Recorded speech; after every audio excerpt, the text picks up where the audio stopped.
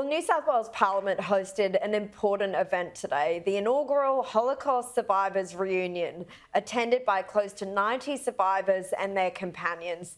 I was privileged to MC the event, which was the brainchild of survivor Eddie Boas, who came up with the idea to counter rising anti-Semitism in Australia. New South Wales Premier Chris Minns gave a powerful speech, and we also heard from some of the incredible survivors themselves.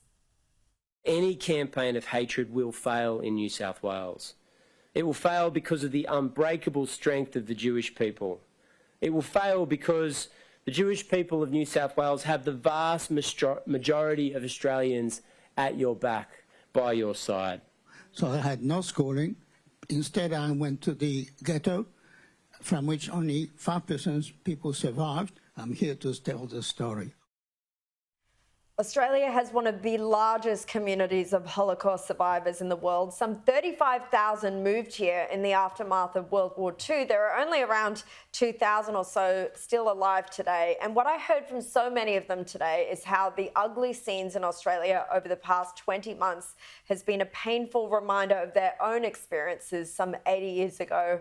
Joe, look, it was wonderful to see so many of them there today, but it was sort of and it was nice to have the event, whatever the circumstances are, but it is sad to hear them say that. It is absolutely horrible. And again, I think anti-Semitism is a really specific kind of racial hatred. Obviously, you know, all racism is bad, but this is a really, really crazed, specific thing, which doesn't just sees Jews as people who are lesser. In fact, oddly enough, kind of both sees them as lesser, but they secretly run the world and they eat babies. And like this is stuff that just doesn't translate to any other form of prejudice or lead to those same kind of just horrendous things like what we saw the Nazis do, but also as has happened for centuries in almost every society until very, very recently. So you do really have to stay on top of it. The minute you start to let it fester, the minute you start to let it sort of percolate through the community, you can very quickly go to very dark places. And frankly, I don't think saying,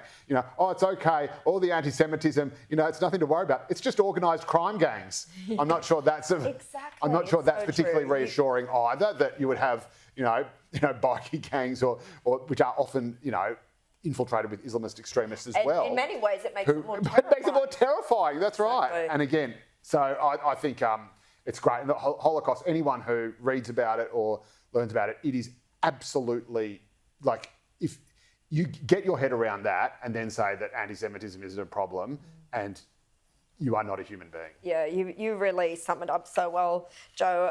Kel, what strikes me with anti-Semitism today is that of course, there are still neo-Nazis and we see them protesting shamefully, too brazenly on the streets, but a lot of it is coming from the hard left or from fundamentalist Islamists as well. And that seems to be a big part of the core problem of where it is today here. It is. And when you see the images of the protesters on the street, and they were there today, many of them are young.